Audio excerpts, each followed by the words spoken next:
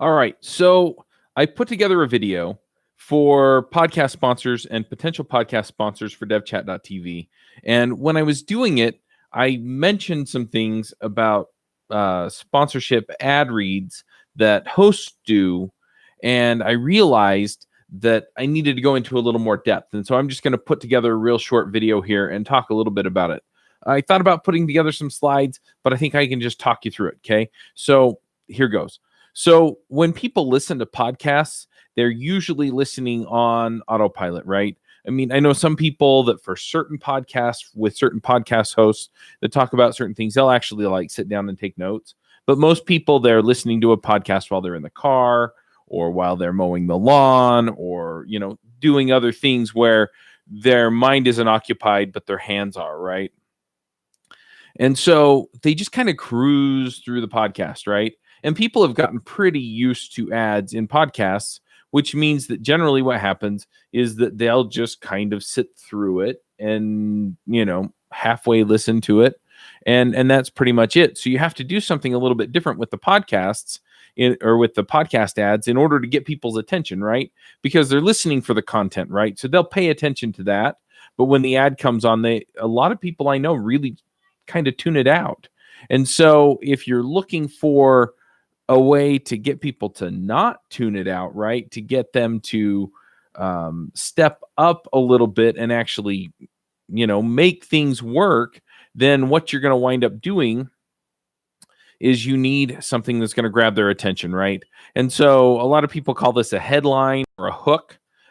Since I use the metaphor of cruising through the podcast, I like to call it a speed bump, right? Where it makes them kind of, it kind of, makes them jump, right? It gets their attention. It grabbed, so if you're driving through the parking lot and you hit a speed bump, you know that there might be another one down the line. And so you start paying attention, right?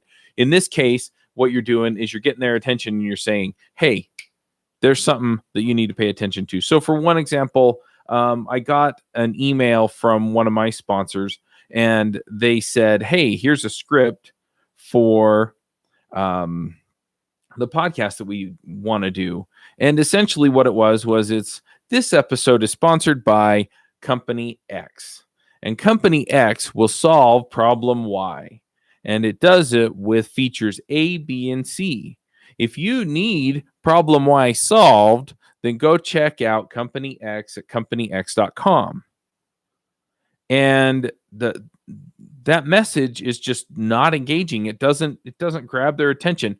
It will get you some conversions, but it's going to get you conversions on the level of people that already know they have the problem, or people who are aware of what you do, and it'll serve as a reminder for them to go, that's right, I need to go get that, right?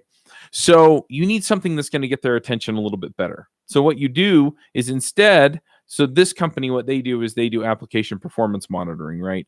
And so you hook it into your application, you deploy it with that stuff in the application, and then it reports back. There was a performance problem. This wasn't good, right? It has this problem, and if you solve this problem, it'll go faster, okay? That's what they're selling.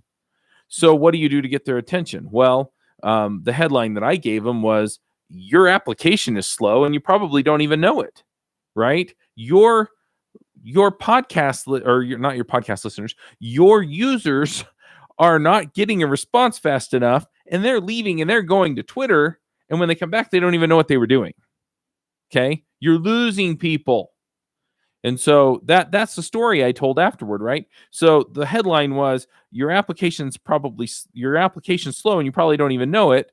And then the story was, so somebody comes along, they try and do something in your app, it takes 10 years to load, they go off to Twitter, they're gone, and then, when they come back, they don't know what they were doing, which is not good for an application like yours, right? So instead, what you need is this tool to tell you where it's slowing down so that they'll stay engaged with your application. They'll get the value from it and they'll keep paying you.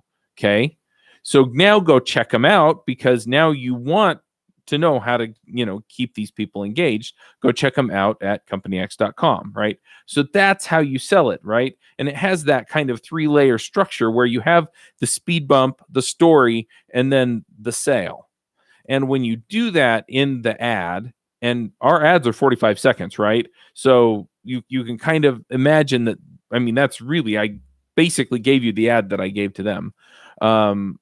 That's the way that works, right? And then once they go to check it out, then you need a solid sales page to actually get them to buy. But that's another conversation.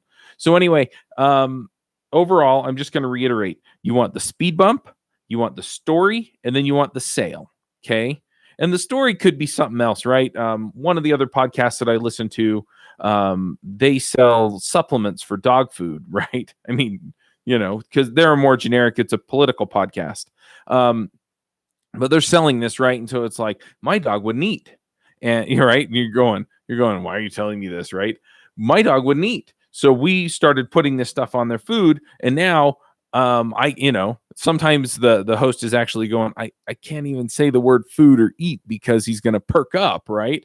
And he seems to have more energy and blah, blah, blah, right? And so his hook is, and it's going to be a very small percentage of his market, right? I don't even have a dog, right? So I'm not going to go buy this stuff.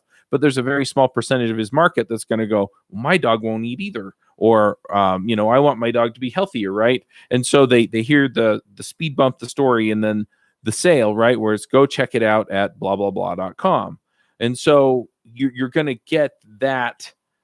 You're going to get that sale. You're going to get those people in, but you've got to get them to stop and listen and then go and buy. So I'm going to wrap it up here. But yeah, just remember, you need the speed bump, you need the story, and then you need the sale. And if you're going to do that, then you're going to get the kind of engagement that you want. All right. Till next time, max out, everybody.